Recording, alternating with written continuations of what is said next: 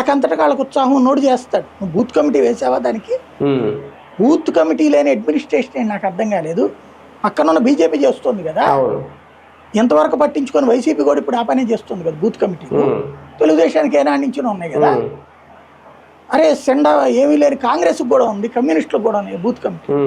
నీ దగ్గర booth committee ఏది, మండల కమిటీ ఏది, జిల్లా కమిటీ ఏది, ఆ పైన సమన్వయ కమిటీ ఏది, ఆ పైన ఇప్పుడు కింద ఉన్నటువంటి ఏది ఒక పంచాయతీల స్థాయిలో ఉన్నటువంటి కార్యకర్తల మీద ఏదైనా కంప్లైంట్ వచ్చింది నాయకులు, అది చూడడానికి ఒక క్రమశిక్షణ కమిటీ ఉండాలి కదా.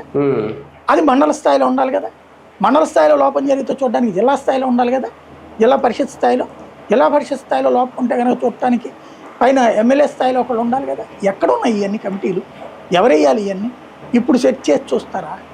మరి ఎంతవరకు మెంబర్షిప్ ఎందుకు? 12 సంవత్సరాలు అయితే క్రిందసారి 12 లక్షలు, ఇప్పుడు 20 లక్షలు, అంతకుముందు 15 లక్షలు, 10 లక్షలు ఎంతో ఉందన్నారు.